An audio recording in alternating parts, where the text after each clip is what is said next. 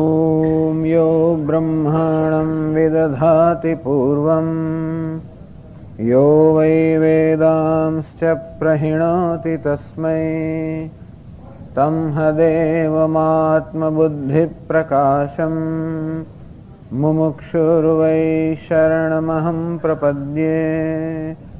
ॐ शान्ति शान्ति शान्तिः। श्रुतिस्मृतिपुराणानाम् आलयं करुणालयं नमामि भगवत्पादं शङ्करं लोकशङ्करं। शङ्करं शङ्कराचार्यं केशवं बादरायणं सूत्रभाष्यकृतौ वन्दे भगवन्तौ पुनः पुनः। ईश्वरो गुरुरात्मेति मूर्तिभेदविभागिने व्योमवद्व्याप्तदेहाय दक्षिणामूर्तये नमः। Let us chant from the 9th verse. न च मां तानि कर्माणि निबध्नन्ति धनञ्जय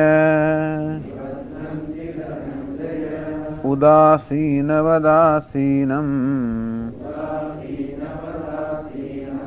असक्तं तेषु कर्मसु मयाध्यक्षेण प्रकृतिः सूयते सचराचरम् हेतुनानेन कौन्तेय जगद्विपरिवर्तते अवजानन्ति मां मूढाः मानुषीं तनुमाश्रितम् परं भावमजानन्तः मम भूतमहेश्वरम् मोघाशामोघकर्माणः मोघज्ञानाविचेतसः राक्षसीमासुरीं चैव प्रकृतिं मोहिनीं श्रिताः महात्मानस्तु मां पार्थ दैवीं प्रकृतिमाश्रिताः भजन्त्यनन्यमनसः ज्ञात्वा भूतादिमव्ययम् सततं कीर्तयन्तो मां यतन्तश्च दृढव्रताः नमस्यन्तश्च मां भक्त्या नित्ययुक्ता उपासते।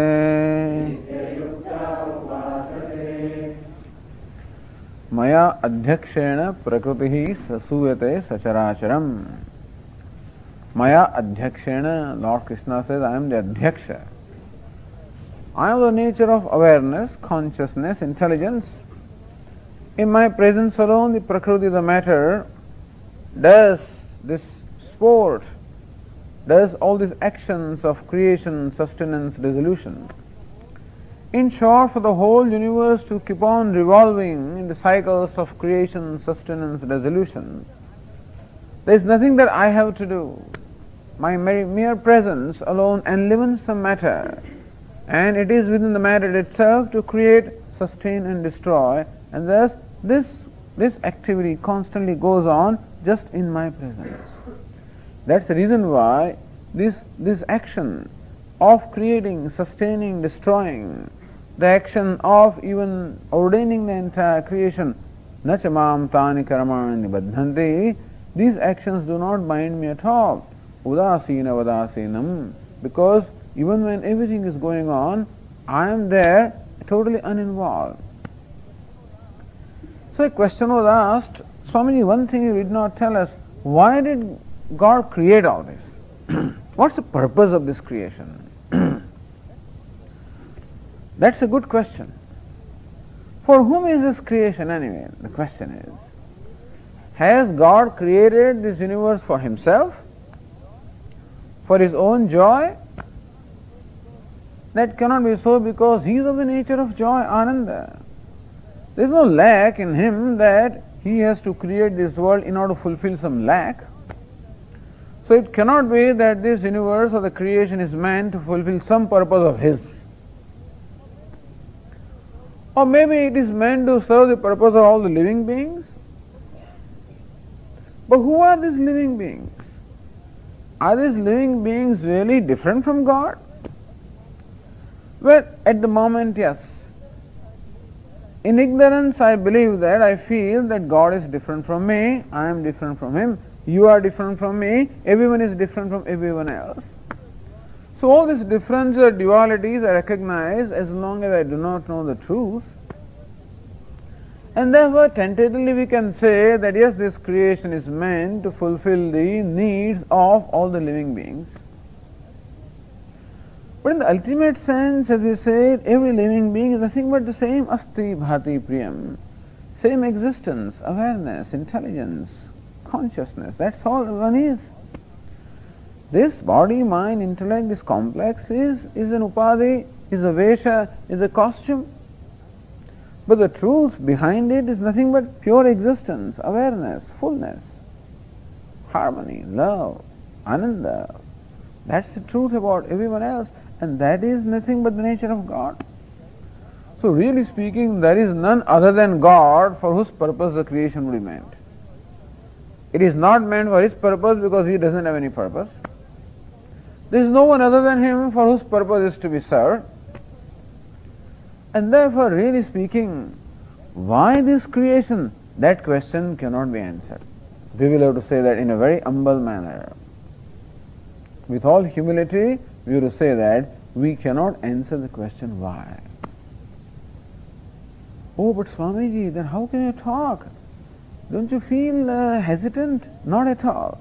In fact, that we cannot answer the question why is nice, is good. Is a glory and not a defect. Why is it so? For the simple reason that if the question why could be answered, then this whole creation would have been real. There is no answer to the question why. That shows that this is not real. This is mere an appearance. And in appearance there cannot be a question why.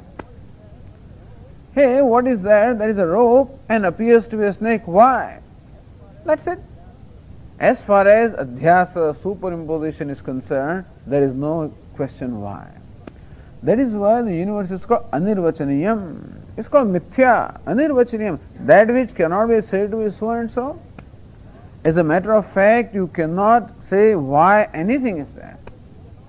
Not only that, but you cannot really define anything as to what a given thing is, also cannot be defined. Within certain limits you can define that this is a clock, all right. Fine, that's all right. That definition is fine for our day-to-day usage. But what is a clock? Oh, Swami, clock is an assembly of a number of components. You mean a number of components make the clock? If I have a heap of all those components, would you call it a clock? What is clock here? If we really analyze that, then we won't be able to tell what exactly is clock. It will turn out that clock is merely a concept in our mind and there is no such thing as a clock. But we are not at the moment getting into this kind of details. But the thing is that when people ask this question, why? We have to say that, in fact, you can never answer in the world why about anything. Because it is mithya, because it is unreal, because it is an appearance. That is the reason why Lord says that I am totally unaffected by this action. Because if this sukha, dukkha, pleasure, pain, punishment, reward, that's what is going on. We find some people are punished, some people are rewarded. And who is doing that? God is doing all that. then he would definitely be accountable for that. Provided punishment, reward, all of these were real. The answer is that all of this is a drama, sort of. Don't say it is drama, like drama. Like this actor playing the role of a beggar. I mean, he is doing it very effectively and still is not really doing it. Why is he begging? It's his pleasure, whatever. He's begging. He is doing it and still not doing. So this begging on the part of an actor, you can call it drama if you want. That's how the whole universe is, and therefore, and this is how we have to know it. Then alone we will know that this duality, multiplicity, all this diversity is really mithya, is an appearance. It is one alone appearing as all this diverse universe. Pashyame yogamaishwaram. Arjuna, look at my divine glory, look at my divine yoga or maya. That one appears as many, the actionless appears as acting, the limitless appears as limited. And therefore, that I am limited being also is just a notion or appearance. That I is not limited and still I feel I am limited. That's a feeling, that's a notion, that is also mithya. And this is what we have to know. Then alone we can realize that this diversity really is nothing but one alone appearing as diversity. And this is a God that we have to worship. Doesn't matter which form we worship, but ultimately, this is a God, one without a second. Ekameva dvitiyam. Sadeva somya idamagrasit ekameva dvitiyam. Says Chandogya Upanishad, hey, this universe before its creation was Sat, was Brahma, one without a second. This is all these parts before their creation were just clay. Does it mean that after creation the parts are not clay? Even after creation also they are clay alone? Why do you say before creation they were clay? Because you think that this is different from clay. Therefore, in fact, even when you call them parts, it is nothing but clay. Even when we call this world or universe, it is nothing but that God. This is a wonderful vision given by our scriptures. Sarvam khalo idam brahma. Whatever there is God alone. And so the dispute, the Hindus worship many gods. Some worship Shiva, some worship Narayana, some worship Krishna, some worship Rama, some worship Devi. Oh, so many gods are there. Look at our religion, we worship one God. Whenever children go to these mission schools and things like that, then this is what they are told. And our poor children, they do not know how to answer that question. When they come home and they pose this question before their parents, even parents also do not know how to answer this question. So our children feel that there is something fundamentally wrong with our religion. Because they worship one God and we worship many gods. Do we worship many gods? Not really. We worship only one God. Not only that we worship one God, we worship only God. That's all. There is nothing but God. Even the worshipper also is nothing but God. And that is the truth that we have to ultimately realize. There cannot be anything better or superior to this. Then why so many forms? Why so many names? Why not? That's really the glory of this tradition. Because everybody has to relate to God. Even for me, the devotee, who is a devotee? One who relates to God. And for relationship, you always require a certain form, a certain name, a certain concept. And that's why, not that this Rama, Krishna, Ganesha, Shiva, all these are different from one another. All of them are one alone, manifestations of one alone. That same God, in the role of creator we call him Brahma. Same God in the role of preserver we call him Vishnu. Same God in the role of destroyer we call him Rudra. And call him what you will. It is just as one person, one man. Somebody calls him father, somebody calls him son, somebody calls him brother, somebody calls him husband, somebody calls him friend, somebody may even call him enemy, somebody calls him boss. You mean there are so many men there? There is one alone. These are all what we call functional names. Depending on what function he performs, he gets a name. And similarly also, depending on what function he performs, God gets different name. That doesn't make him many. And so, there is only God, not only one God, there is only God. These forms are given to us so that we can worship Him in our own way. Ruchi nam vaichitriyat. Everybody has different ruchi, everybody has a different taste or liking, and therefore, it is nice that we have so many forms are there so that we can choose according to our own liking, according to our own emotional makeup. Suppose there is only one God, with bearded God, that's all there is and nobody else. Suppose I don't like him. Then I am stuck with what? I can't worship God at all. If you don't like God with beard, you like God shaven-haired, fine, have it. You want mother? All right. You want father? Okay. You want son? All right. You want friend? All right. You want a master? Fine. Have your choice.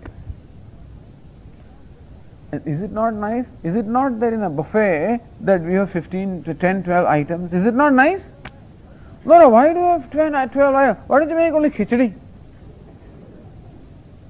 No, in buffet we make many items so that everybody can choose according to his or her liking. So what is glory? We don't understand that this is such a glorious tradition, and not understanding that we feel that there is something wrong with us. Important is to worship God. Doesn't matter in what form you worship, because form is outside. Ultimately what is important is in our mind the Bhagavad Bhavana. That bhavana, that attitude, the spirit of Bhagavad, the spirit of Bhagavan must be created. What creates it is not important.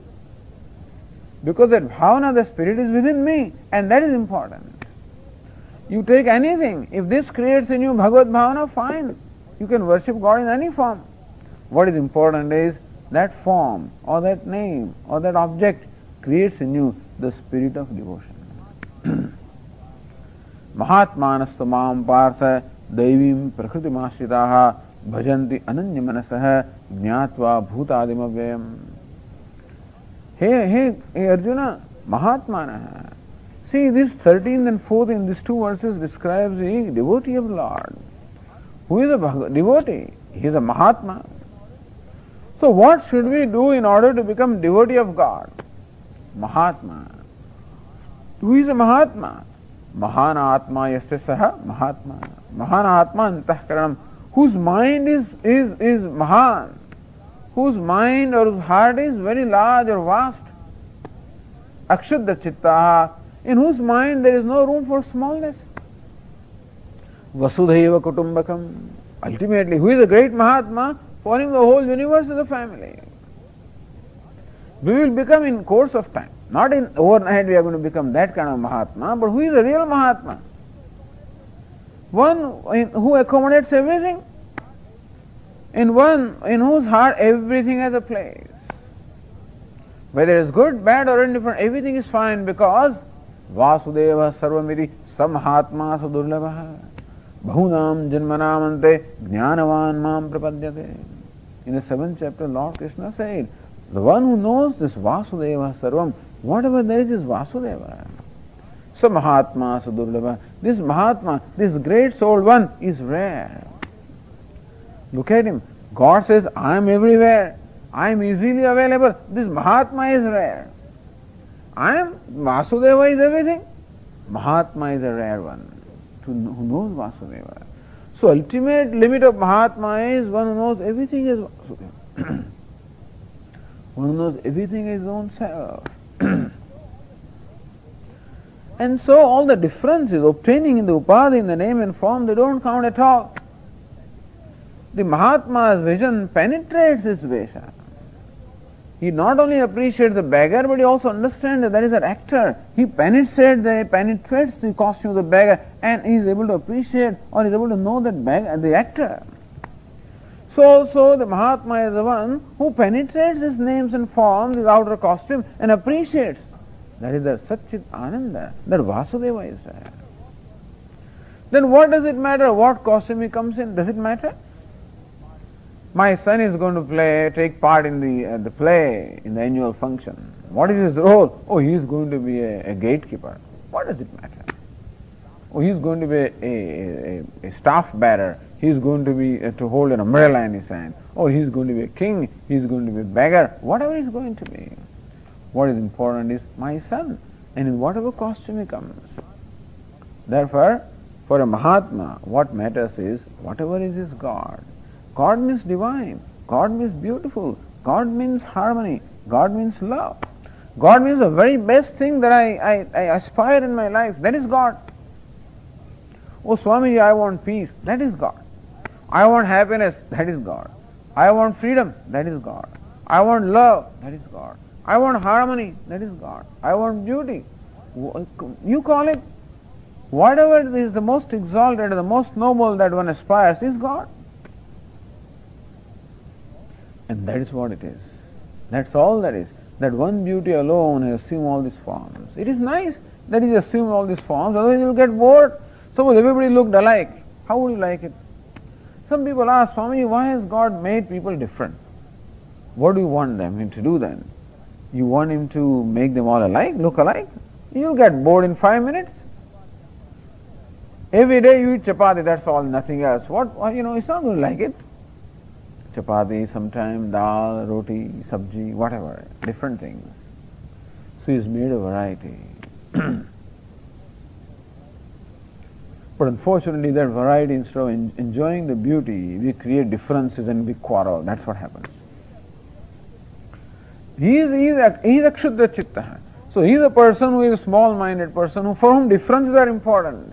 He is a Mahatma, for him the difference is not important. That which joins, unites is important. Daivim prakritim ashrita. This is how slowly the value should be in our life. Daivim prakritim ashrita. What is the prakriti? What's the nature? Daivim prakriti. The divine nature. Shama, dama, shraddha, daya, kshama.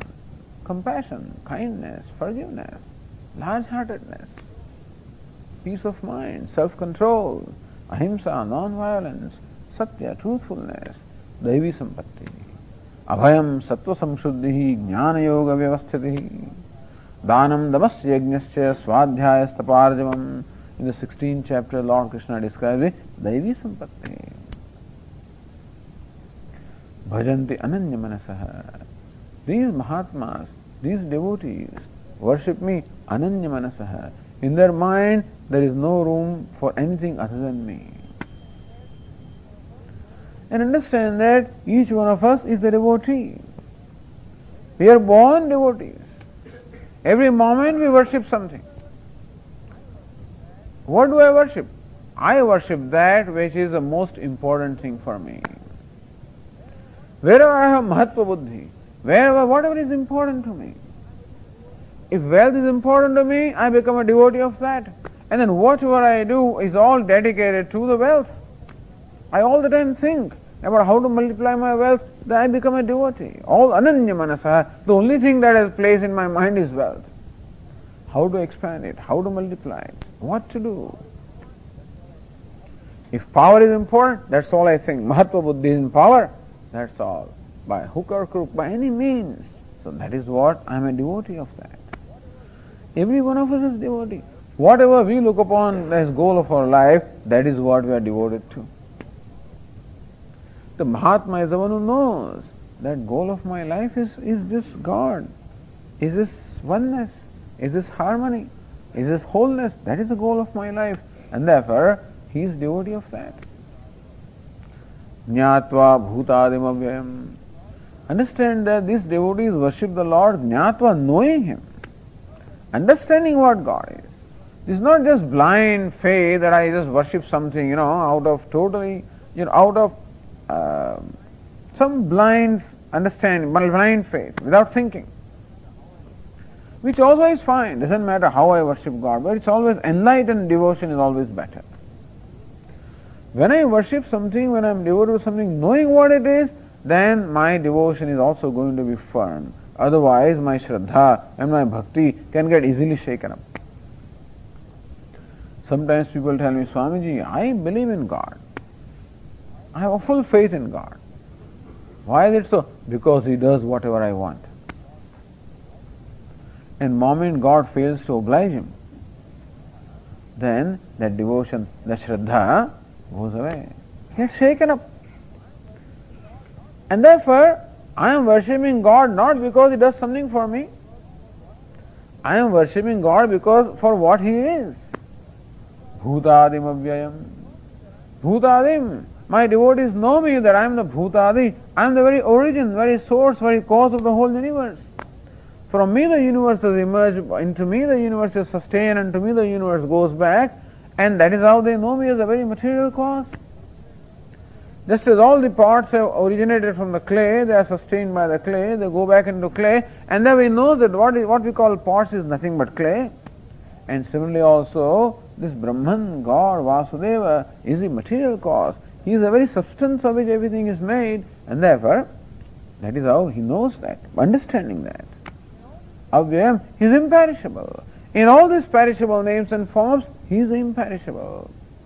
And knowing him such, this is they worship me. How do they worship you? Satatam kirtayanto mam, all the time singing my glories. Kirtanam. So these two verses talk about a devotee who is who is a very exalted devotee.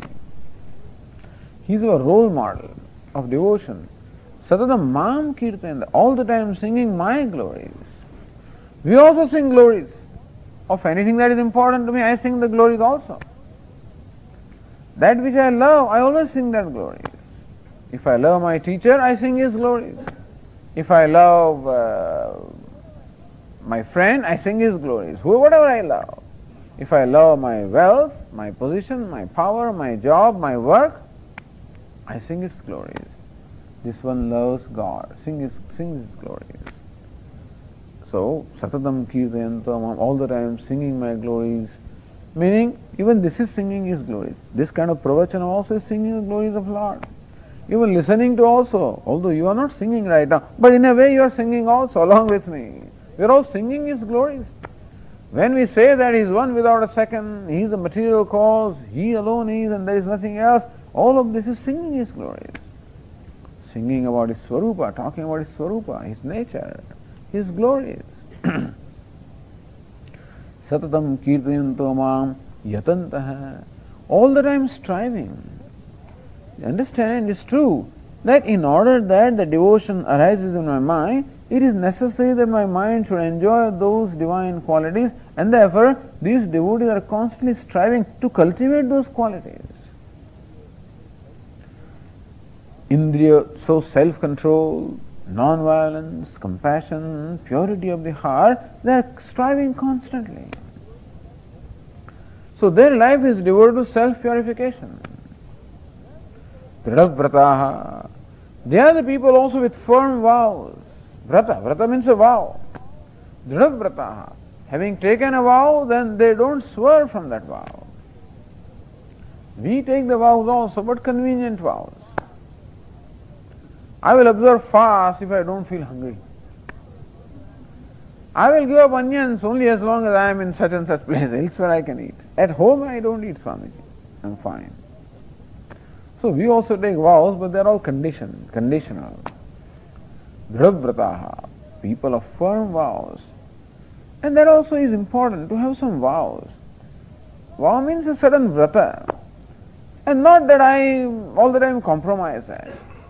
Hold on to that. And that is conducive to our self-control and our self-dignity also. Of course, we have examples of people who have followed these vows, like Nachiketa. You must have heard the story of Nachiketa in the Kathopanishad. A small boy, maybe 12, 15-year-old boy. And his father told him, his father was distributing a gift to the Brahmins, and this boy goes and asks his father, Kasmai mam dasasiti, oh father, who is it that you are going to give me as a gift? And when he kept on asking this question again and again, the father got upset and said, Mritya vetva dadamiri, I am giving you into death. This was said in anger. Father did not mean that. But Nachiketa said, oh, this is what my father said. His words should not be, his words must become true. He should not go back on his words. And that's why he went to death. Even though his father tried to persuade him, he went to death.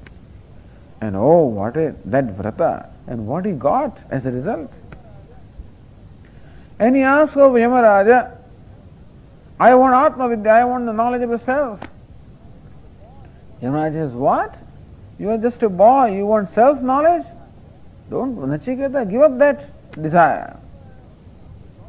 Even the gods also have, the gods also have this question and they also have doubts about this. Is beyond you. He says, no, I must, if gods have doubts, then I definitely want it because it must be important. And then Yamaraja offered him all kinds of temptations. Shatayushah putra pautran vranishva. Hey Nachiketa, have these putra, pautra, each having 100 year span of life. Bahun pashun hasti hiranyam ashwan. Ask for animals, cattle, ask for horses, ask for elephants, ask for gold, ask for anything you want. But release me from the obligation of giving you Brahma Vidya. Nachiketa says, no, thank you, sir. Keep your music and instruments and vehicles with you, chariots with you. Let all the chariots and all the dance and the music be with you. Nanyam tasmad Nachiketa vrunete. Nachiketa doesn't want anything other than Brahma Vidya.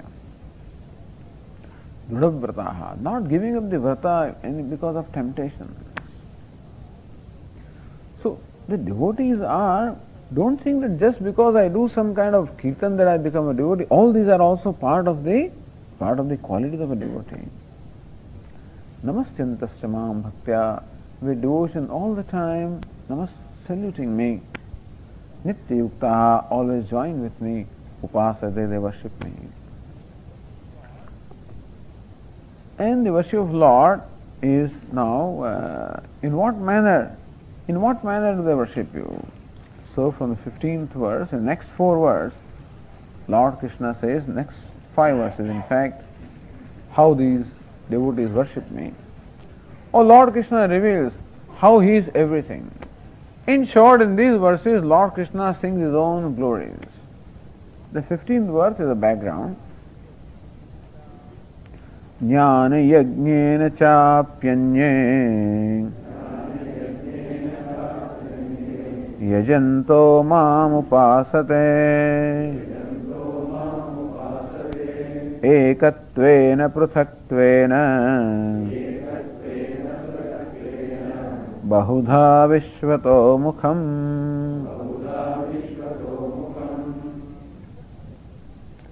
Jnana yajnena cha api. Say Arjuna, now this is a chapter on devotion. But devotion is non-separate from jnana or knowledge. This debate also is going on. Swamiji, I follow the path of bhakti, and somebody follows the path of jnanam, somebody follows the path of karma. As though these are all different paths.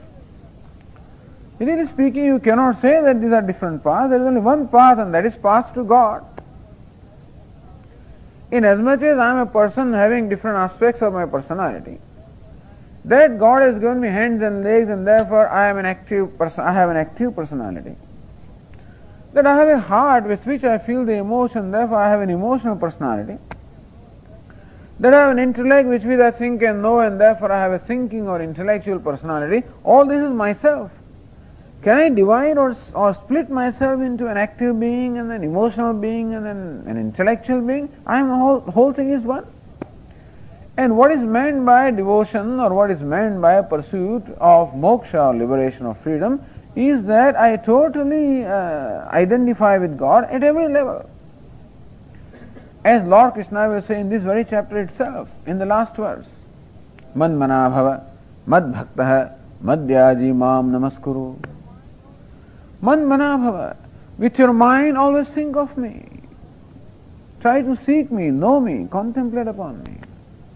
Mad bhaktaha, with your heart love me. Madhyaji, with your hands and legs you serve me. Mam namaskuru, with your ahankara you worship me, you surrender to me. That's how Lord Krishna defines devotion. Now here It's not that there are separate things, that the jnana is different and karma is different and bhakti is different. In Bhagavad Gītā, you don't see, this 7 to 12, the 6 chapters are meant for bhakti. Even though the 12th chapter is called Bhakti Yoga, in fact, Bhakti Yoga begins from the chapter 7. And this is an excellent chapter on Bhakti Yoga, where Lord Krishna describes his bhakti. Just now we discussed the 2 verses describing the bhakta or the devotee of the Lord. And these verses describe how they worship me. Jnana yajnena chapyanye. They worship me by jnana yajna. Jnanameva yajna. Bhagavad Vishayam jnanameva yajna. That knowledge of God alone is yajna. Darshanam. So even seeing God itself becomes a yajna. Jnana yajnena chapyanye. Yajanto mam upasate. So, O Arjuna, these are the devotees who upasate, who worship me by jnanam, by the yajna of knowledge, by the sacrifice of knowledge. What is meant by sacrifice of knowledge? Sacrifice of knowledge is that where ignorance is offered as ahuti. In the fire of knowledge, the ignorance is offered as ahuti. What is this fire of knowledge? What is this ignorance is being offered? That in fact I see a human being in front of me. That's what my eyes or my sense organs tell me. But in my mind I understand that in this form, in fact, there is nothing but Lord. Tvam stri, tvam puman, tvam kumar utava kumari. Says Shvetashvatar Upanishad. Oh Lord, tvam stri, you are the woman, this woman that is going, that is you. So a Rishi is looking and he sees a woman passing by. She says, tvam stri. Oh Lord, you are going in the form of the woman. Then a man is passing by. Tvam puman, this man also is you. A boy is going, tvam kumara. Hey, Kumar also is you. Utava kumari, and this girl also is you. Tvam jirno dandena vanchasi. Hey, this old man with going with his staff. Hey, you are in that form, the old man going with the staff. Jato vai vishvato mukha.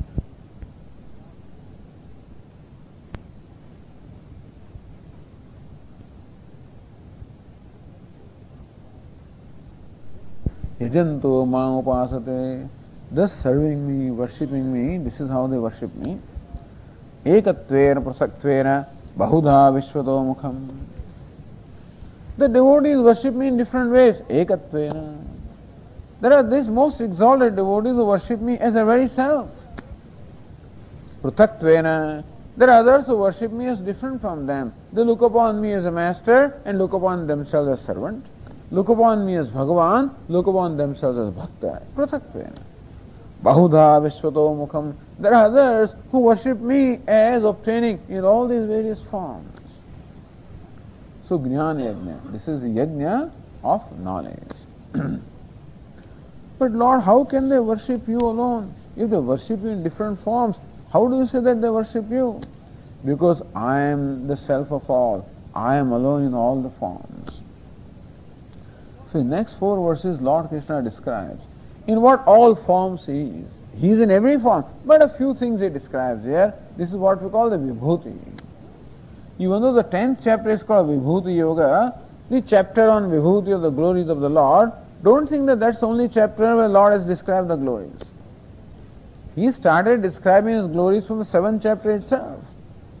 Rasoham apsu kaunteya prabhasmi shashi suryayoho pranavasara vedeshu. Here Arjuna, I am the taste in the water. Prabhasmi shashi suryayoho. I am the light in the sun and the moon. Pranavasara vedeshu. In all the Vedas, I am the Omkara. Shabdahe, in the space, I am the sound. I am the smell in the earth, and I am the heat in the fire, and I am the buddhir buddhimatam. I am the intelligence of the intellect, of the intelligent. Tejas tejasvinamaham. I am the brilliance of the brilliant. Balam balavatam chaham. I am the strength of the strong. So he started describing his glories. In 7th chapter, in 9th chapter, 10th chapter, everywhere, 15th chapter, in many places, Wherever the occasion comes, Lord Krishna describes his glories. You know, somebody may think that look at him, he's all the time projecting himself. All the time he is Atma Shlagha, he seems to be only flattering and praising himself. What kind of a teacher is this? Let us read the 16th verse as to what he says here. Aham kraturaham yajnah svadhahamaham aushadham mantrohamaham aham agniraham hutam. Now see, aham kratuhu. Kratuhu I am. Kratu means a kind of a yaga. Kratu means a yajna or a yaga which is prescribed in the Vedas. Shrauta yaga. Aham yajna. Even yajna, the sacrifice that is prescribed in the Smritis is called yajna here, that also I am. Swadha aham. That's swadha. Swadha is that oblation or the food that is offered to the Pitrus, offered to the mains of the departed souls, that is called swadha. Now, I'm sure all of you are familiar with what we call yajna. In yajna, there is an altar in which we light the fire. In the fire, we invoke the gods. And then make an offering to the god who is invoked in the fire. And so the god is invoked also by mantra, by chanting. And when we make offering, then also we chant the mantras of offering. So this is a setup of a yajna. Now in this fire sometimes, generally we worship God, but sometimes we also worship the Pitrus or the departed souls. So when we make an ahuti offering to the Lord God, we say, Indraya Swaha, Prajapataye Swaha. However, when we make a similar ahuti or oblation or offering to Pitrus or to the departed souls of the mains, we say Swadha. So in this verse, in the 16th verse, Lord Krishna says, I am everything that is involved in performing a yajna. Kratuhu aham, that kratu, that Vedic yajna also I am. Yajna aham, the even smarta yajna also I am. Swadha aham, that food that is offered to the mains of Pitrus also I am. Aham aushadham, the food that is offered in general, that also I am. Mantra aham, that mantra or the chant with which all the offering is made, that also I am. Aham eva ajyam, ajyam is ghee or the clarified butter, so that is the material that is offered, the dravya, that also I am. Aham agnihi, the fire in which this offering is made, that also I am. Hutam, that whole act of offering, that also I am. In short, everything I am.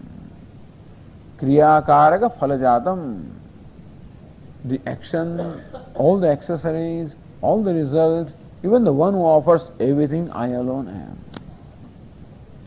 So there are those devotees of Lord who see him as in the fire. They see Lord appearing as fire. They see Lord appearing as mantra. They see Lord appearing as ajyam. They see Lord appearing as the swadha, as a swaha. They see Lord alone appearing as all things. And look at this verse. In this verse, Lord Krishna uses the pronoun aham. How many times, you know?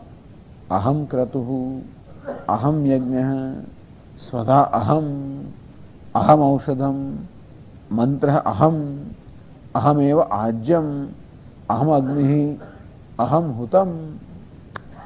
8 times. In one verse, Lord Krishna uses the pronoun I 8 times. Somebody may think that he must be out of his mind to all the time proclaim his glory. Yes, somebody who is flattering himself or praising himself also can say I. There are some people, I am this and I am that and I am so and so, all the time projecting themselves and flattering themselves, Atma Shlaga, glorifying themselves. Is Lord Krishna also one of those who is just glorifying his own individual self? No. When Lord Krishna says aham, he does not mean aham that a person. Person Krishna he doesn't mean. He means that Jagat Karanam, that very cause of the creation, that very truth which is manifest as the whole universe. There is no ahankara at all when Lord Krishna uses the pronoun aham. I remember once Swami Chinmayananda used to be was in Ahmedabad, and then devotees were gathered and some children were singing. So we bring the children and sing some songs and things like that. And sometimes all these dhuns are there, and this Chinmaya word also comes. That's how the devotees glorify the gurus. And then, so these children were singing, and Swamiji was repeating along with them. His eyes were closed, he was also repeating. An interesting thing is, when they were singing Chinmayananda Sadguru, etc., he was also saying Chinmayananda Sadguru. Hey, what is this? You are repeating your own name? Who can do this? Only one who has no identification. Otherwise, one cannot do that. When Lord Krishna uses the pronoun aham, aham, when can he do that? When he has no identification, then he form at all. Totally devoid of aham vritti. In fact, the scholars have counted how many times Lord Krishna uses the pronoun aham or its forms. 108 times.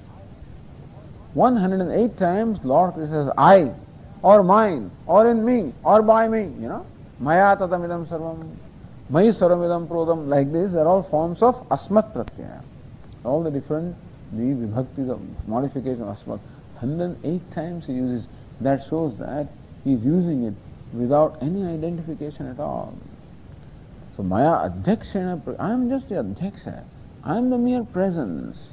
And in that sense, he uses the pronoun aham. So here Arjuna, see all of these associated with yajna, that I alone am. What else you are? The next verse says, Pitahamasya jagataha Mata dhata pitamaha Vedyam pavitram onkaraha Riksamaya jurevacha Pitahamasya jagataha Aham asya jagataha pita. I am the father of this creation. Aham mata. I am the mother of the creation. Pita mahaha. I am the grandfather also. So Pita is a cause and grandfather is the cause of the cause. I am the uncaused cause. He alone is God who is not created. He is the one who creates everything, but he is the one who is uncreated. Pitamaha. I am the grandfather also.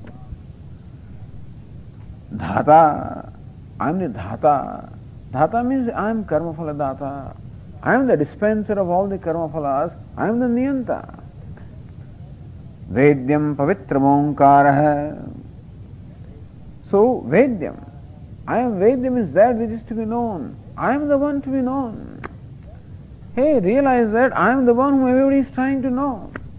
Even those scientists who do not accept God, they have some problem, because they think that if they accept God, then they are not supreme, But we are the supreme. There cannot be anybody more intelligent and more exalted than we are, and we can't accept existence of an entity called God.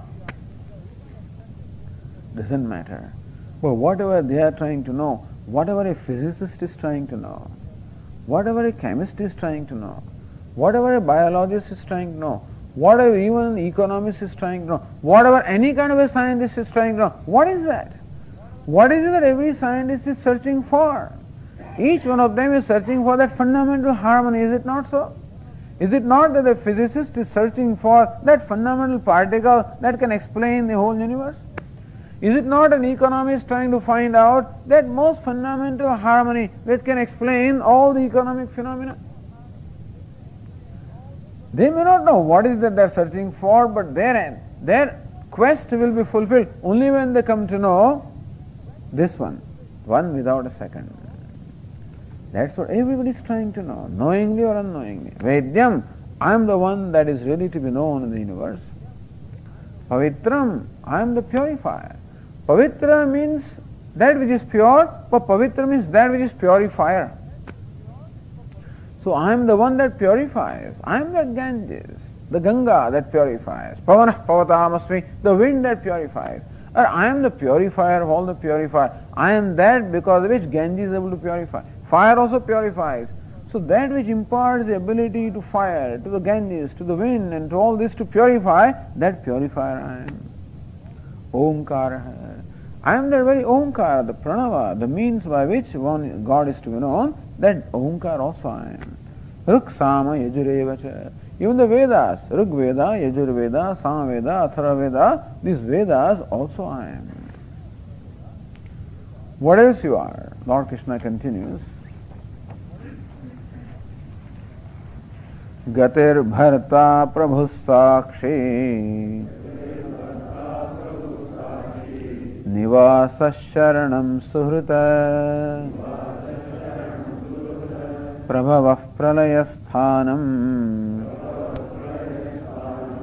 Nidhanam Bijam Avyayam. Gati. Here the word Gati means that which is to be reached is called Gati. So that which people desire, Gati, Karma Phalam.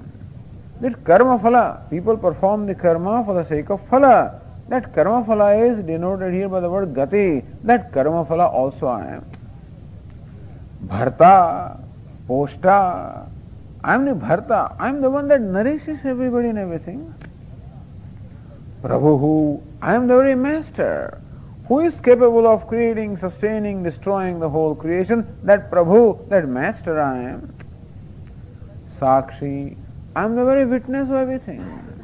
Everything that is done, everything that is not done, I am the witness. In the hearts of every living being, and outside and inside, I am the witness of everything. Nivasaha, I am the very dwelling place in which the whole universe has its dwelling. Nivasaha. The whole universe dwells in me. Sharanam, I am the very refuge of everybody, all my devotees. What is called Sharanam? Refuge. That going where all our exertion and all our pain comes to a cessation. I am the refuge of all my devotees, and reaching me, all their grief and all their exertion comes to an end. That means I am the one who removes the pain, who removes the grief, who removes the exertion of all my devotees. Suhruta, I am that very friend. You know, Suhruta is a beautiful word. There is one word, Mitram, means friend. Otherwise, Suhruta. Usually between friends there is a general understanding that I help him because he helps me. So friends are those who help mutually. But a Suhrut is the one who helps without demanding a return in favor. Friends usually favor each other. Who is a Suhrut?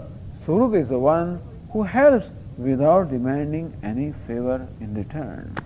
In fact, Suhrut is the one who helps in such a manner that the person who is helped does not even know that he is helped. Bhoktaram yajnatapasam sarvaloka maheshwaram suhridam sarvabhutanam. He is Suhrut. He is the one who helps everybody without even anybody knowing that. As we discussed yesterday, how even when I am born, everything that I need is ready, prepared for me. And as I proceed with my life, whatever I require at whatever time is made available to me. And I don't even know that. Suhrat. Prabhavaha, Pralayaha, Sthanam. Prabhavaha, I am the origin of the whole universe. Pralayaha, I am the one in whom the whole universe resolves. Sthanam, I am the one in whom all the whole universe is sustained. Nidhanam, I am that very treasure. So when we perform various actions, the results come at a future time. So when I perform the actions, where are all these results stored? I am that very store or the treasure wherein the pranis, the karma phala of all the pranis are stored. Avyayam bijam, I am the imperishable cause of this creation. Continuing in the 19th verse. Tapamyaham varsham nigruhnam yatsrajami cha amrutam chaiva mrityuscha sadasachaham arjuna tapami aham. I heat up the whole universe as the very sun. Lord Krishna says, as the sun, as Shiva and sun, tapami, I warm up the whole universe. Aham varsham nigruhnami utsrujami cha. As the sun, varsham nigruhnami utsrujami cha. I withhold the rain and I release the rain. Nigruhnami. Lord Krishna says, as the sun, for 8 months I am active. I keep on absorbing the water from all the reservoirs for 8 months, and during the 4 months of monsoon, I release that as a rain. So varsham nigruhnami, I withhold that rain unto myself for 8 months. Utsrujami cha, during the rainy season, I release that rain. Amrutam chaiva. So this is Ishwar Darshanam. A few things Lord Krishna mentions here. Meaning thereby that I am everything. I am the self of everything. Just look at me. The sun I am. Hey Arjuna, see, as a sun I am all the time doing the yajna. Ceaselessly sun is performing a yajna. As a sacrifice. He keeps on absorbing the water from the reservoirs, converts them to clouds, brings that water where we are. The ocean is full of water, but we cannot drink that. Had sun not been there, what would we do? What the sun does is, he absorbs that water from the ocean, converts it into distilled water, into the rain, into the clouds, and then brings forth as rain where we are. Lord Krishna says, I am doing all of this. Nigruhnami utsrujami cha. I am the one that absorbs and withholds all that water, and I am the one that releases the water as a rain. Amrutam chaiva mrityuscha. Amrutam, the immortality also I am, or the ambrosia, that also I am. Mrityuscha, the death also I am. Which God will say this? This is the only scripture where God has no hesitation in saying that death also I am. Other people, they always separate God and Satan. Satan is different, God is different. We don't have this kind of division. Everything is God. Swamiji says Satan also is God, he also is God. You mean this killer also is God? He is also God. Which you said yesterday. As I said, look at even that killer. That is cruelty, no doubt. Cruelty is only the outer form. But look at the very womb of that killer. What is it within that killer? In the core of that killer, what is there? You will find the same love. Distorted love, that's all. This does not mean that we are sanctioning killing, etc. That's not the point. But this is a vision of a devotee, of a bhakta of the Lord, that there also he sees that this is the same love. A distorted love manifests as killing. Therefore there is no hatred in him. Tato na vijugupsate. There is no hatred or there is no aversion there. So amrutam mrityuscha. Lord, death also is nothing but God. So, as death also, he is only favoring us. Don't think that death is bad. Somebody asked me, Swamiji, why did God make death? Imagine if death was not there, what would happen to this earth? You would have people walking, 500-year-old, 2,000-year-old people walking here. What would happen? There will be no room for anybody. Understand, death is a great blessing. For those who understand, it's a blessing because he takes away his old dilapidated body and gives me a new fresh body with which I can continue my yatra. So Mahatmas look upon death also as God. They tell us a story how a snake came, a poisonous snake came to this Mahatma. So, Lord, you sent your messenger. I was waiting for you for such a long time. Thank you. One tiger attacked the Mahatma. He says, oh, look at this body. It was such a burden. All the time, it always pulled me away from myself, and now it is going away. Thank you, Lord. Of course, we are nowhere near there, but the idea is that even death also is God. Amrutam cha vimrutascha sadasachaham Arjuna. That sat and asat, the cause and effect, gross and subtle, whatever there is I alone. Hey Arjuna, I am everything. A few things are mentioned in these 4 verses. This is how my devotees worship me. What's the nature of their worship? They see me in all these forms. The seeing is worship. Most exalted worship is Ishvara Darshanam. That is the most exalted worship. Jnana Yajnana. That's the Jnanam, Yajna or sacrifice of the nature of knowledge. We will continue our discussion tomorrow. Smriti Purananam Alayam Karunalayam Namami Bhagavat Padam Shankaram Loka Shankaram Shankaram Shankaracharyam Keshavam Badarayanam Sutra Bhashya Krutau Vande Bhagavantau Punah Punah Ishvaro Gururatmi Murti Bheda Vibhagine Vyomavad Vyapta Dehaya Dakshinamurtaye Namaha. Om Parthaya Pratibodhitam Bhagavata Narayanena Swayam Vyasena Grathitam Purana Munina Madhye Mahabharatam